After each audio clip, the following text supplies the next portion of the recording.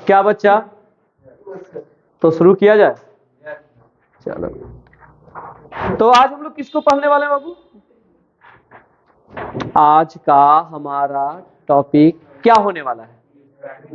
बोलेगा सर ये आप बताइएगा ना, हम थोड़ी बताएंगे। चलो, तो आज हम लोग प्रिज्म शुरू करेंगे। क्या बाबू? और प्रिज्म से 2-3 टाइप से क्वेश्चन सब्जेक्टिव में पूछा जाता है। ऑब्जेक्टिव में तो आपको पता है, ऑब्वियसली पूछा जाता ही है, ठीक।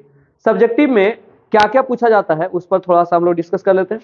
तो पहला ये पूछा जाता है एंगल ऑफ डेविएशन से रिलेटेड, उसको डिराइव करने के लिए 5 नंबर में, ठीक। दूसरा आपको डिस्पर्सन से रिलेटेड पूछा जाता है, ये कभी कभी 2 नंबर में पूछा जाता है जस्ट डिफिनीशन के लिए। और इसी पर बेस्ड एक चीज पूछा जाता है angle without deviation, deviation without dispersion और डिस्पर्सन विदाउट डेविएशन। ये कंडीशन पर बेस्ड क्वेश्चन होता है। तो देखते हैं कि आज हम लोग एक क्लास में कितना कर पाते हैं। मेरी तो कोशिश होगी कि हम क्या करें, पूरा कंप्लीट करें। तो हो सकता है कि थोड़ा तेजी से भी चलने लगे, तो अगर ऐसा लगे कि सर आप बहुत तेज भाग रहे हैं तो क्या कर लीजिएगा, हमको बता दीजिएगा, हम थोड़ा क्या हो जाएंगे, स्लो हो जाएंगे। तो चलिए शुरू करते हैं। तो हम लोग किसको पढ़ने वाले हैं बाबू? क्या चीज? प्रिज्म। सबसे पहला तो सवाल ये होता है कि प्रिज्म क्या होता है, ठीक। तो बाबू प्रिज्म एक ट्रांसपेरेंट सॉलिड होता है।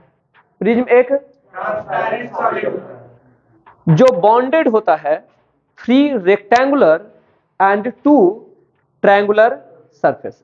3 रेक्टेंगुलर एंड 2 ट्रायंगुलर सरफेस। जैसे तुम अपना कॉपी ला छुटू,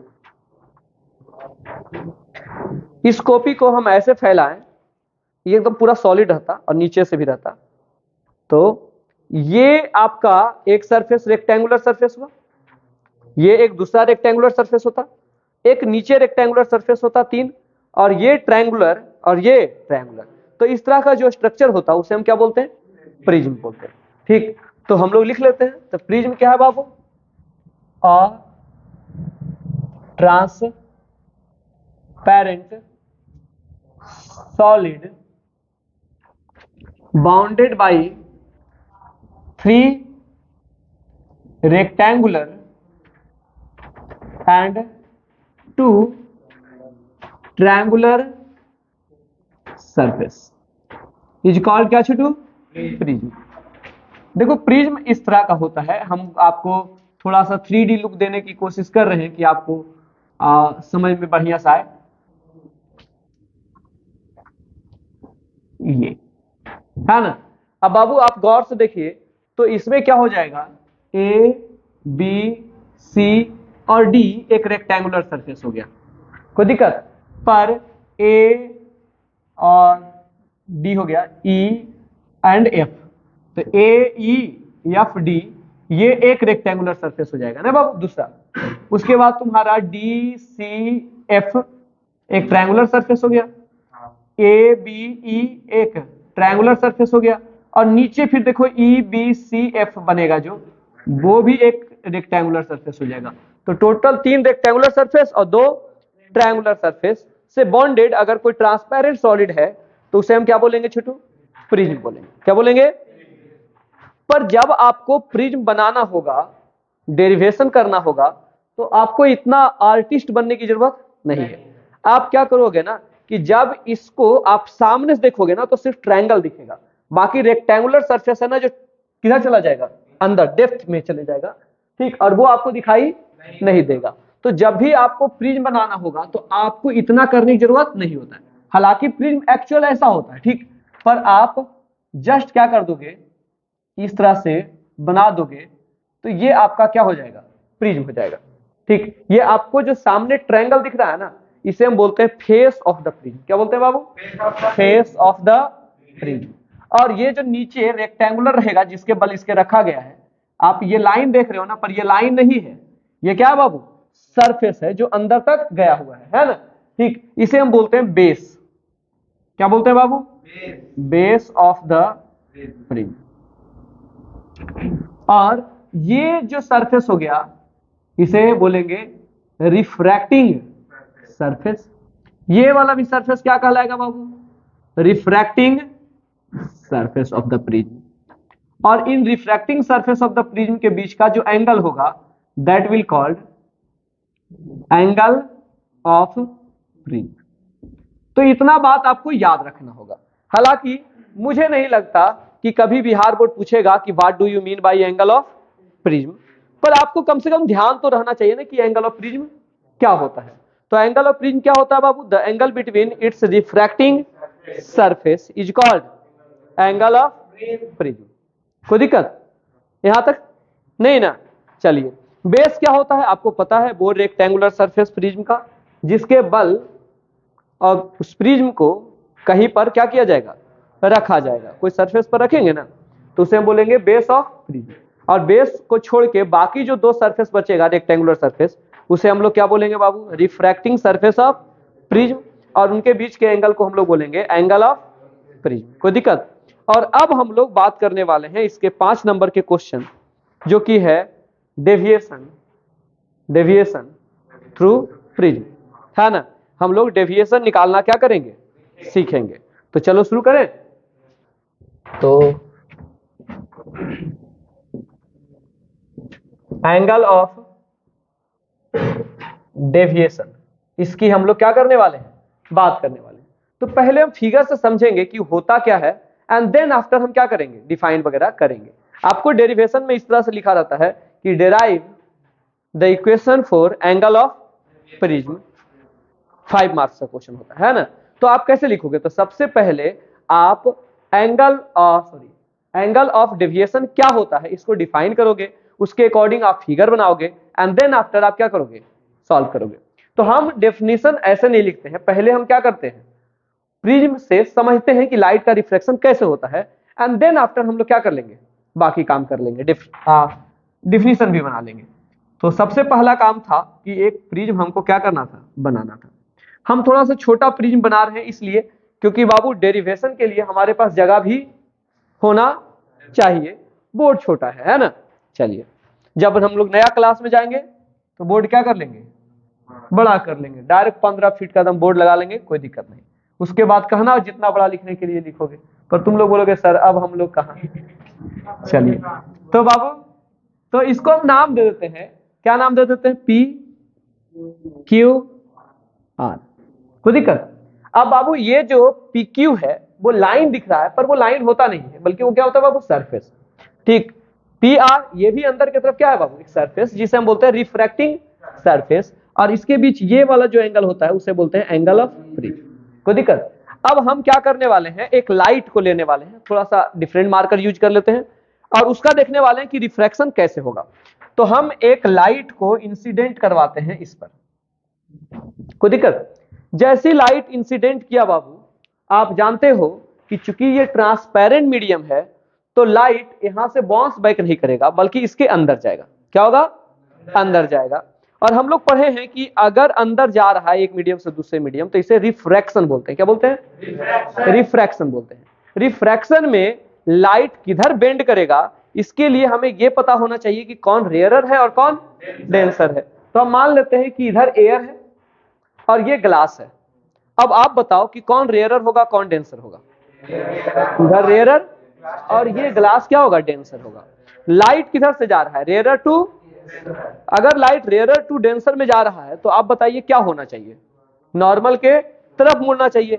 यानी लाइट का ये तो रास्ता था, पर लाइट इस रास्ता पर जाएगा नहीं, बल्कि लाइट इस रास्ता से क्या होगा? डेविएट करेगा, मुड़ेगा, बेंड करेगा। किधर बेंड करेगा? नॉर्मल। पहले पता होना चाहिए नॉर्मल क्या है। तो बाबू हम यहां पर बनाते हैं एक नॉर्मल। नॉर्मल पता है? पॉइंट ऑफ इंसिडेंस से सरफेस पर जो परपेंडिकुलर होता है उसी को हम लोग क्या बोलते हैं? नॉर्मल बोलते हैं। तो ये हमारा क्या हो गया बाबू? नॉर्मल। ये एंगल को हम कहेंगे एंगल ऑफ इंसिडेंस। इस एंगल को क्या बोलेंगे? Angle of incidence. क्या लगता है लाइट किधर होना चाहिए बाबू? नॉर्मल के तरफ मुड़ना चाहिए। थोड़ा सा इसको और बहिंस कर लेते हैं, मुझे लग रहा था कि पूरा परफेक्टली परपेंडिकुलर नहीं था। ये हमारा एंगल ऑफ इंसिडेंस हो गया, है ना। लाइट नॉर्मल के तरफ मुड़ेगा। कोई दिक्कत? और ये जो एंगल बनेगा इसे हम बोलेंगे एंगल R1। क्या बोलेंगे छोटू? R1। ये लाइट ऐसे गया है, ठीक। अब जब लाइट वहां गया है छोटू, तो बाबू लाइट फिर से इस प्रिज्म से बाहर निकल रहा है, यानी एक मीडियम से दूसरे मीडियम में जा रहा है, अगेन रिफ्रैक्शन होगा, और इसके लिए एक बार फिर से नॉर्मल बनाना होगा। तो यहां पर भी एक नॉर्मल बना लेते हैं हम लोग।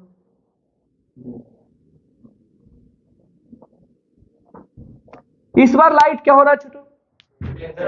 डेंसर से रेयर में जा रहा है, नॉर्मल से अबे जाएगा, और लाइट इधर चला गया। तो ये था हमारा इंसिडेंट रे। नहीं बाबू, रे मतलब होता है जानते हो क्या? पाथ। रे मतलब क्या होता है? Path of light. तो ऐसा नहीं कि बोलोगे सर इंसिडेंट रे ये है ना, ये थोड़ी है। हम बोलेंगे रास्ता तो यही था ना, तो इंसिडेंट रे कौन हुआ? ये हुआ। और ये जो नया रे निकला है इसे बोलेंगे इमरजेंट रे। क्या रे बोलेंगे बाबू? Emergent ray.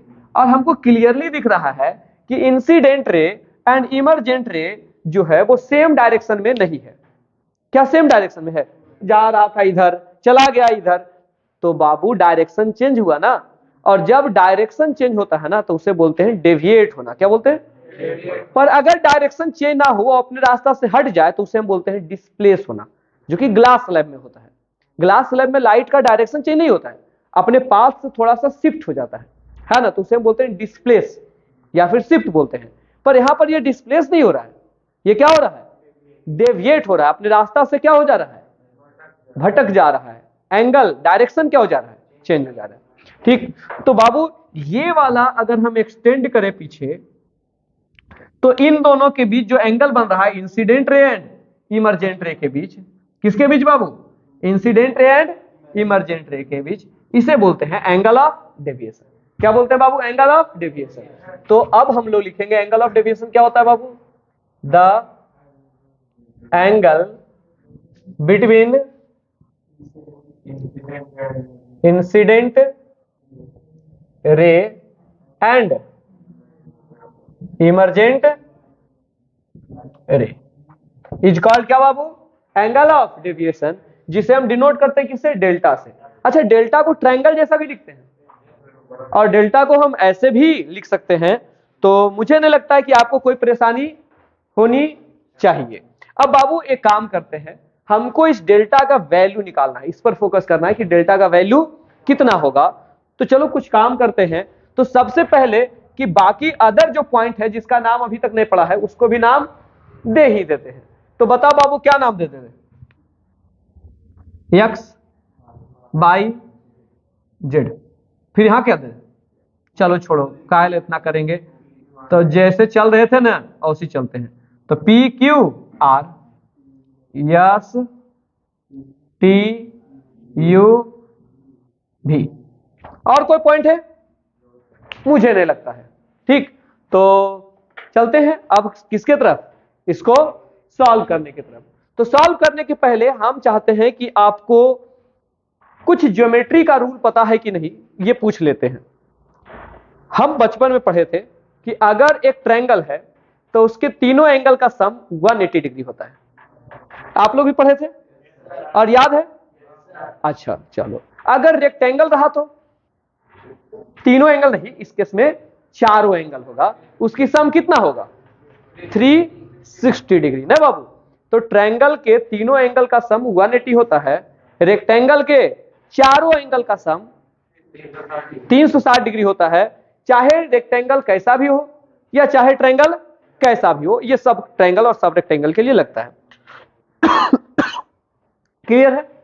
दूसरी बात हम ये भी पढ़े थे कि अगर कोई ट्रायंगल है और उसके एक साइड को एक्सटेंड कर दें तो बाहर में जो एंगल बनता है उसे हम बोलते हैं एक्सटीरियर एंगल।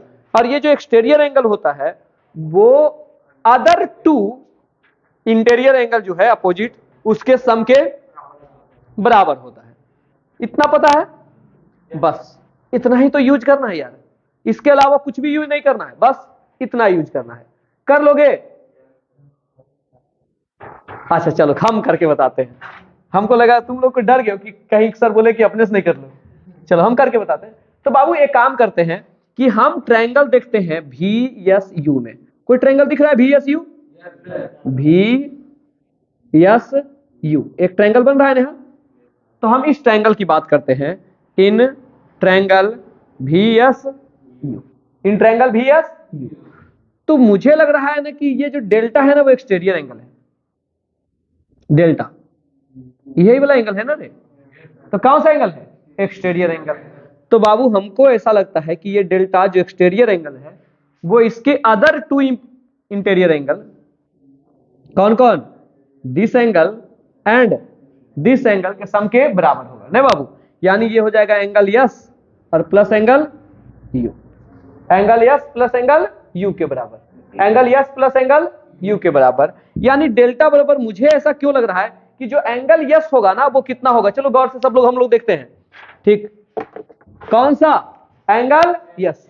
अच्छा एक चीज और हम पढ़े थे कि बाबू अगर दो लाइन है और एक दूसरे को इंटरसेक्ट करे तो ये दोनों एंगल आपस में बराबर होगा, alternate interior angle, vertical opposite angle.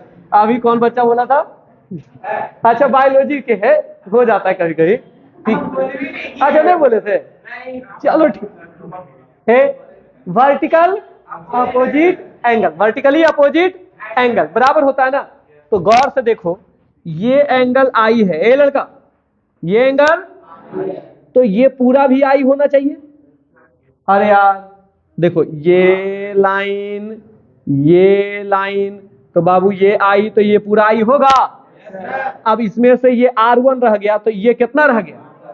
I minus R1, I था उसमें से ये R1 चला गया तो बचा कितना? I minus R1। तो बाबू S बराबर हो गया I minus R1, I minus plus. अब U देखते हैं, तो सिमिलरली देखो, अगर ये वाला एंगल ऑफ इमरजेंस E हुआ तो ये पूरा एंगल ऑफ इमरजेंस E होना चाहिए, ये पूरा एंगल ऑफ इमरजेंस E होना चाहिए। पर ये R2 माइनस चल गया तो ये कितना बचा? E minus R2। क्या इतना लगा सकते हो? अगर नहीं लगा सकते तो एक बार फिर से देखो बाबू, वर्टिकल अपोजिट एंगल से, वर्टिकली अपोजिट एंगल से ये एंगल और ये पूरा एंगल क्या होना चाहिए? बराबर।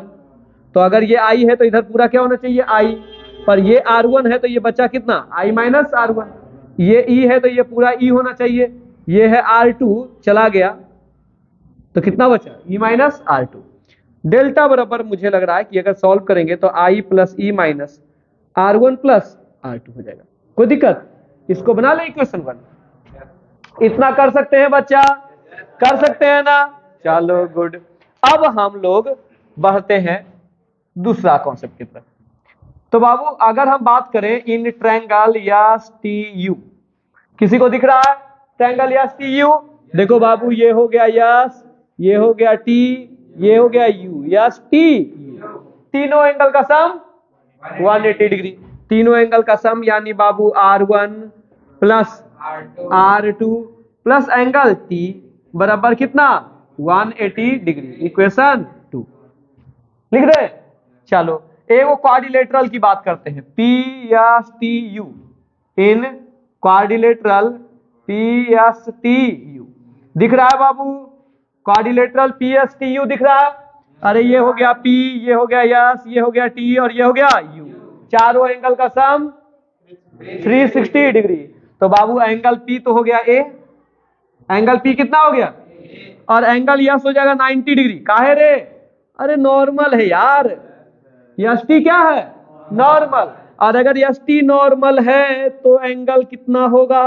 90 डिग्री प्लस एंगल टी नहीं पता, रख देते हैं। और एंगल यू कितना होगा छोटू? फिर से नॉर्मल है ना रे, तो कितना? 90 डिग्री इज इक्वल टू कितना छोटू? 360 डिग्री। कितना? तो मुझे ऐसा लगता है कि अगर हम इसको सॉल्व कर लेंगे तो ये 180 डिग्री आ जाएगा। आएगा? काहे रे बच्चा? 90 90 180, 180 उधर जाके माइनस 360 माइनस 180, 180 हुआ। चलो अब इक्वेशन अगर 2 और 3 को गौर से देखें तो राइट हैंड साइड सेम है। अरे इक्वेशन 2 एंड 3 का राइट हैंड साइड सेम है, तो लेफ्ट हैंड साइड भी सेम होना चाहिए। तो बाबू फ्रॉम इक्वेशन 2 एंड 3 क्या होना चाहिए बाबू? LHS सेम होना चाहिए, लेफ्ट हैंड साइड सेम होना चाहिए, यानी R1 plus R2 plus angle T बराबर A प्लस एंगल T। खत्म ना एंगल T? यहां से एक चीज आ गया था बच्चा, R1 प्लस R2 बराबर A, है ना? पर बच्चा अभी R1 प्लस R2 ही खाली निकला है, I प्लस E नहीं निकला है, तो हम लगाएंगे स्नेल्स लॉ। कौन कौन जानता है स्नेल्स लॉ? सब जानते हो? From Snell's law.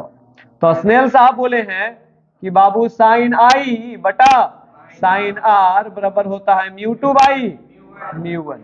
ठीक, तो हम फर्स्ट सरफेस पर यूज करें एट फर्स्ट सरफेस, तो फर्स्ट सरफेस पर तो ये हो जाएगा साइन आई और बटा साइन आर वन न रे, फर्स्ट सरफेस का एंगल ऑफ रिफ्लेक्शन क्या माने हैं?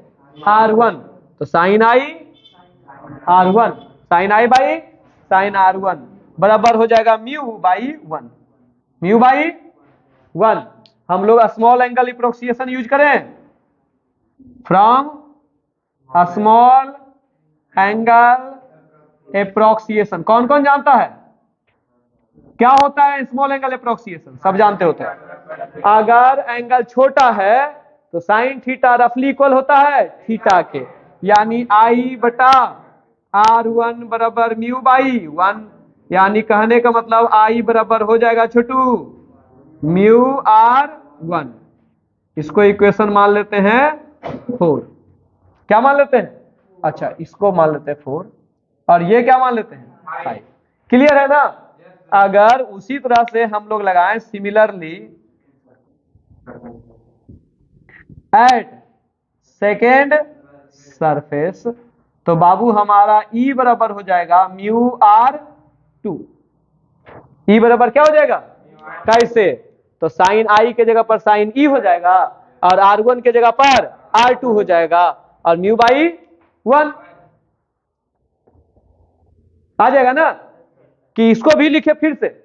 अरे सिमिलरली लिख लिए ना, उतना समझ जाएगा, तुम भी समझ जाओगे और बोर्ड वाला भी क्या कर जाएगा, समझ जाएगा कि बच्चा जानता है, नहीं तो सिमिलरली कैसे लिखता। ठीक हो जाएगा कि लिखे पूरा फिर से? चलो, इतना काम तो आसान हुआ कम से कम। So delta is equal to क्या हो जाएगा जल्दी बताओ? आई का जगह पर रखो, आई के जगह पर कितना हुआ बाबू? Mu R one. आई के जगह पर एल का, आई के जगह पर म्यू आर वन, ई के जगह पर म्यू आर टू और बाबू minus R one plus R two के जगह पर क्या ए। हाँ क्या हम बता दें, ध्यान दो तुम। चलो सेकेंड सरफेस वाला लगा ही देते हैं, हालांकि यही आएगा, तुम गौर से देखना, हम बाद में फिर मिटा के यह बतिया लिखेंगे। चलो देखो, साइन, बता बाबू तुम्हारा एंगल ऑफ इंसिडेंस क्या है? अरे तुम्हारा एंगल ऑफ इंसिडेंस क्या है? अरे सेकेंड सरफेस के लिए angle of incidence R2। Clear है ना? और एंगल ऑफ रिफ्लेक्शन क्या है? E, है ना? किसमें गया? 1 बाई म्यू, जिसको हम लोग लिख सकते हैं R2 बाई E, है? तो बाबू यहां से आ गया E बराबर म्यू R2 आ गया। अब लिख लेगा? चलो छोड़ देते हैं यहीं पर। अब बाबू लिखो डेल्टा बराबर आई बराबर क्या हो जाएगा? म्यू आर वन, ई के जगह पर म्यू आर टू और minus R one plus R two की जगह पर ए। पर खत्म नहीं हुआ, चलो देखो थोड़ा सा आओ। डेल्टा बराबर म्यू कॉमन ले लें, क्या आ गया बाबू जल्दी बताओ? R one plus R two minus A. Delta बराबर म्यू, फिर से ये हो गया ना ए माइनस ए। डेल्टा बराबर A common mu minus one into A हो गया बाबू, जल्दी बताओ। प्रूव्ड। कोई दिक्कत? अगर तुम लोग भी इतना काम कर लिया तो 5 नंबर मिलेगा, अगर ये याद रखा तो ऑब्जेक्टिव में 1 नंबर मिल सकता है। ठीक, मुझे उम्मीद है कि तुम लोग को इतना कुछ कुछ तो याद रह ही जाएगा। चलिए तो क्या किया जाए, अब इरेज किया जाए। चलो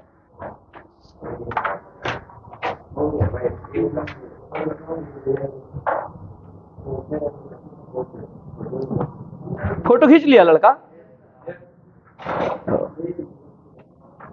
अब हमको देखो पढ़ना है कंडीशन फॉर मिनिमम डेविएशन। क्या पढ़ना है बाबू, बताओ जल्दी से। Condition for minimum deviation. ठीक।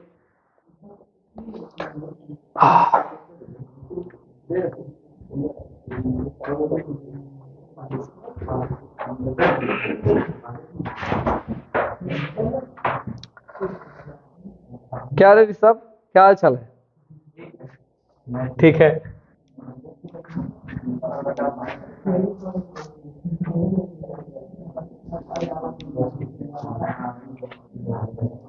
तो फिजिक्स में एकदम आएगा रे 90 प्लस स्कोर?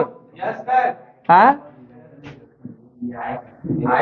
इतना पढ़ाएं, 2-4 सेट बनाएगा ना तो कॉन्फिडेंस आ जाएगा कि यार अब फिजिक्स में कोई दिक्कत नहीं है, अब फिजिक्स को छोड़ के बाकी सब्जेक्ट पर मेहनत करना चाहिए, इसमें आ जाएगा नंबर। चलो हाँ, तो बाबू अब हम लोग पढ़ेंगे condition for minimum deviation through prism. Condition for minimum deviation through prism. Condition for minimum deviation through prism. Condition for minimum deviation through prism. तो बाबू बात ऐसा है कि deviation, angle of deviation, angle of incidence and angle of emergence के लिए हम लोग क्या किए ना कि ग्राफ बनाए। क्या बनाए? ग्राफ। और जब हम लोग ग्राफ बनाए किसके बीच? एंगल ऑफ डेविएशन और आई और ई के बीच, angle of incidence and angle of emergence के बीच। तो ये देखा गया कि बाबू एंगल ऑफ डेविएशन मिनिमम तब होता है जब आई बराबर ई होता है। क्या होता है? तो बोलेंगे कि experimentally it is found that angle of deviation is minimum when light passes symmetrically. When light passes मतलब जब एंगल आई और एंगल ई क्या होता है? बराबर होता है। एक्सपेरिमेंटली, या फिर हम लोग बोल सकते हैं the graph versus graph of delta versus I. ठीक। तो experimentally it is found that angle of deviation through prism is minimum when light passes symmetrically. That means बाबू एंगल आई बराबर क्या होना चाहिए? Angle E. तभी क्या होता है? एंगल आई बराबर एंगल ई, तभी लाइट क्या होता है छोटू? मिनिमम डेविएशन करके पास होता है। ठीक। तो इसका मतलब है कि हम लोग मान लेते हैं नाउ कि हमारा एंगल आई बराबर एंगल ई बराबर हम लोग मान ले आई लेट, है ना। और अगर एंगल ऑफ इंसिडेंस और एंगल ऑफ इमरजेंस बराबर है तो बाबू R1 और R2 भी क्या होगा? बराबर होगा। ठीक। तो हम लोग मान लेते हैं R1 बराबर R2 बराबर R। कर ले छोटू, जल्दी पढ़े। हम लोग जानते हैं कि चूंकि R1 प्लस R2 बराबर क्या होता है? A, सो R1 के जगह पर भी R रखेंगे, R2 के जगह पर भी R रखेंगे, बराबर A, यानी 2R बराबर A, देन R बराबर कितना होगा? A/2। तो मिनिमम डेविएशन के केस में जो एंगल ऑफ रिफ्लेक्शन होता है R1 और R2 दोनों बराबर होता है। अब वो किसके बराबर होता है बाबू? तो एंगल ऑफ प्रिज्म के आधा होता है, एंगल ऑफ प्रिज्म के आधा होता है। ऑल्सो हम लोग पढ़े कि डेल्टा बराबर होता है आई प्लस ई माइनस ए, आई प्लस ई माइनस ए, यानी डेल्टा प्लस ए बराबर हो जाएगा आई प्लस ई, यानी डेल्टा प्लस ए बराबर हो जाएगा आई प्लस ई के जगह पर भी आई रख सकते हैं, बराबर है ना। तो यानी कि बाबू delta plus A is equal to कितना हो गया 2i। तो आई बराबर क्या हो गया डेल्टा प्लस ए बाई 2। लेकिन इसके लिए जब ई बराबर हम आई रखे हैं तो हम डेल्टा को लिखेंगे डेल्टा मिनिमम, है ना। ये शब्द हमको लिखना होगा, मेंशन करना होगा, ठीक, डेल्टा मिनिमम। कोई दिक्कत? चलो now from Snell's law sine I बटा साइन आर बराबर होता है mu two by mu one. यहां पर साइन आई बटा साइन आर बराबर हो जाएगा म्यू बाई वन ना बाबू। प्रिज्म का रिफ्रैक्टिव इंडेक्स बटा मीडियम का रिफ्रैक्टिव इंडेक्स, तो म्यू बाई वन। चलिए बाबू रखिए तो जल्दी से, साइन आई का वैल्यू कितना है delta minimum plus A by 2 और साइन आर का वैल्यू है ए बाई 2 बराबर क्या बाबू mu. This is the condition for minimum deviation. ये आ गया क्या बाबू कंडीशन फॉर मिनिमम डेविएशन। तो कुछ भी एक्स्ट्रा किए जल्दी से बताओ? नहीं ना। हम क्या बताएं बाबू, एक बार फिर से गौर से देखो।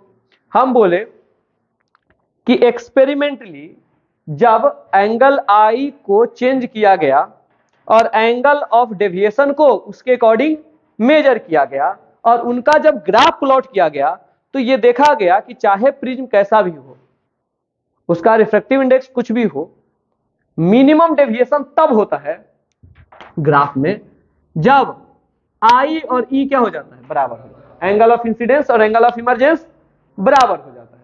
इसका मतलब क्या हुआ छोटू जल्दी बताओ? कि जब लाइट सिमेट्रिकली पास करता है तो हम इस ग्राफ से ये कंक्लूजन ड्राइव किए कि बाबू मिनिमम डेविएशन तब होगा जब लाइट सिमेट्रिकली पास होगा। इसका मतलब है कि एंगल आई बराबर एंगल ई होगा।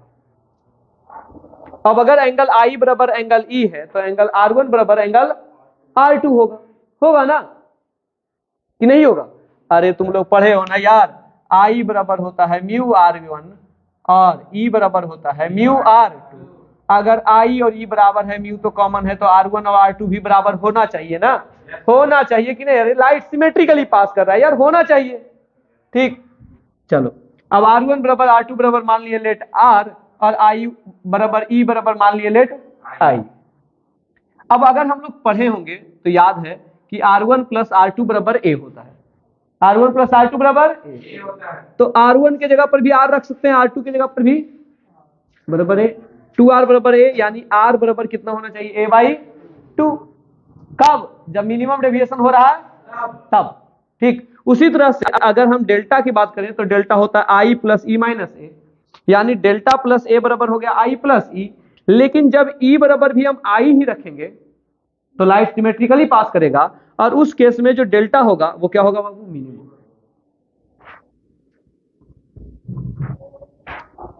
अब स्नेल्स लॉ लगाएंगे तो sine I by sine R बराबर क्या होना चाहिए बाबू जल्दी बताओ? Mu 2 by mu 1। हमारा म्यू 2 यानी लेंस हो गया जिसमें आर है और म्यू 1 यानी मीडियम क्या हो गया 1 हो गया, ठीक। तो sine I by sine R बराबर म्यू बाई 1। साइन आई का वैल्यू यहां से रखेंगे, आर का वैल्यू यहां से रखेंगे बराबर म्यू, और हो गया एंगल ऑफ डेविएशन भी क्लियर। चलो टाइम बचा हुआ है क्या? डिस्पर्सन, डिस्पर्सिव पावर, ये सब पढ़ने के लिए कल देख लेंगे ना।